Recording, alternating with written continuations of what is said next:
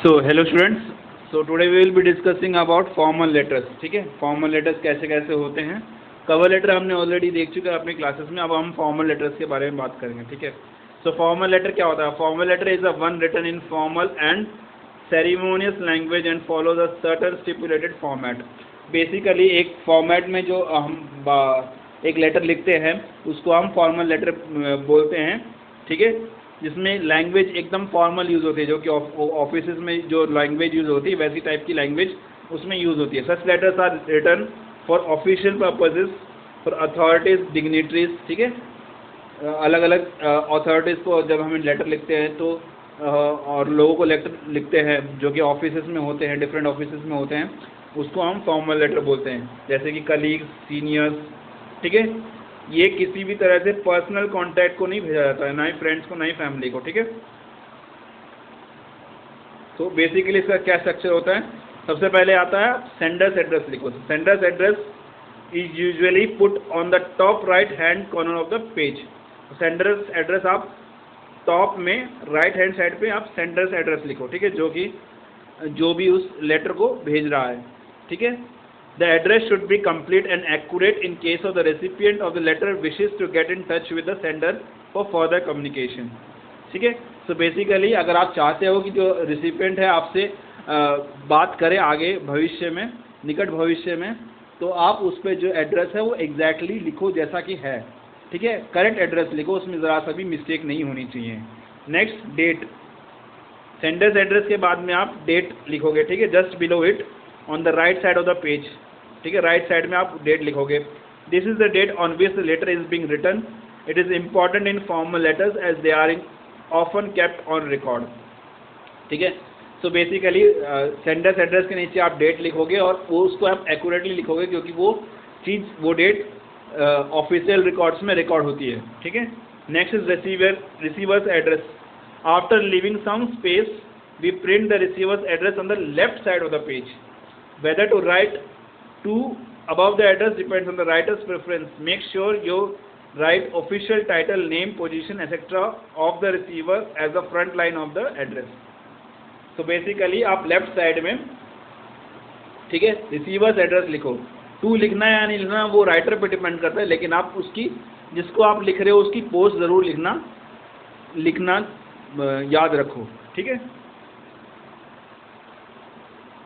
जो आप एड्रेस लिखोगे उसमें फर्स्ट लाइन उसकी पोस्ट ज़रूर लिखनी है आपको. ठीक है, next is greeting. This is where you greet the person you are addressing the letter to. Bear in mind that it is a formal letter, so the greeting must be respectful and not too personal. The general greetings used in formal letters are sir और madam. If you know the name of the person, the salutation may also be mister XYZ or Miss ABC, but remember you cannot address them only by their first name. It must be the full name or only their last name. ठीक है, so basically greeting देते हो तो आपको ये ध्यान रखना है कि आप पर्सनल लेटर नहीं लिख रहे हैं, आप लिख रहे हो प्रोफेशनल लेटर. ठीक है, सो प्रोफेशनल लेटर में आप हमेशा जितना हो सके उतना रिस्पेक्टफुल रखो, कभी भी पर्सनल मत भरो. ठीक है, उसमें आप सर का यूज़ करो या फिर मैडम का यूज़ करो, और अगर आप आगे वाले को जानते हो तो उसका नाम आप यूज़ करो, लेकिन कभी भी उसके फर्स्ट नेम से उसको संबोधित मत करो. या तो आप उसके सरनेम से उसको संबोधित करो या फिर आप अपना पूरा नाम लिखो. ठीक है, then subject. After the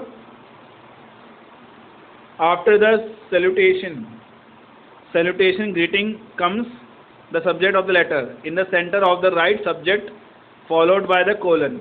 Then we sum up the purpose of the writing the letter in one line. This helps the receiver to focus on the subject of the letter in one glance. तो basically subject में हम ये लिखते हैं कि basically हम वो letter लिख किस चीज़ के ले रहे हैं. तो इससे क्या होता है, रीडर को ये मिल जाता है. ठीक है, ये आइडिया मिल जाता है कि वो बेसिकली वो लेटर किस चीज़ का है, ताकि वो उस चीज़ पे फोकस कर सके. ठीक है, तो next is subject.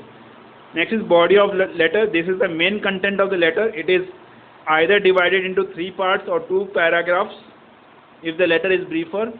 The purpose of the letter should make clear in the first paragraph itself. The tone of the content should be formal. Another point to keep in the mind is that the letter should be concise and to the point. Always be respectful and considerate in your language, no matter what is the subject of your letter. ठीक है, so basically body of the letter main part होता है आपके letter का, और आप जो point आप क्लियर करना चाहते हो वो आप फर्स्ट पैराग्राफ में ही क्लियर करो। ये 2 या 3 पैराग्राफ में हो सकता है depending on the letter whether letter is brief और नॉट, ठीक है। फिर इसकी टोन हो बिल्कुल भी पर्सनल नहीं होनी चाहिए, it should be always formal, ठीक है। और ये जितना टू द पॉइंट हो उतना अच्छा है, ठीक है। It should be always respectful, ठीक है। किसी तरह से आप उसको डिसरिस्पेक्ट से ये लेटर नहीं लिखोगे, आप हमेशा इसको रिस्पेक्टफुल वे से लिखोगे, ठीक है। चाहे आपका लेटर का सब्जेक्ट कुछ भी हो, चाहे आप किसी कंपनी से रिज़ाइन भी कर रहे हो, ठीक है, तो भी आपका जो लेटर है वो रिस्पेक्टफुल ही होना चाहिए, ठीक है। उसमें डिसरिस्पेक्ट कभी नहीं आनी चाहिए। Next is closing the letter. At the end your letter we write a complimentary closing, okay, the words yours faithfully or yours sincerely are printed on the right side of the paper, ठीक है। Right side of the paper में आप नीचे letter को close करने के लिए या तो yours faithfully का यूज़ करोगे या फिर yours sincerely का यूज़ करोगे, ठीक है। Signature, here finally you sign your name and then write your name in block letters beneath the signature. This is how the recipient will know who is sending the letter. तो basically recipient को ये मालूम चलेगी कौन letter लिख रहा है, तो आप नीचे अपना साइन करोगे और उसके नीचे अपना नाम लिखोगे, ठीक है। तो ये था कि आप लेटर कैसे लिखते हो। अब किसी भी तरह का लेटर हो, फॉर्मेट ऑलमोस्ट सेम रहता है, ठीक है। Okay, thank you.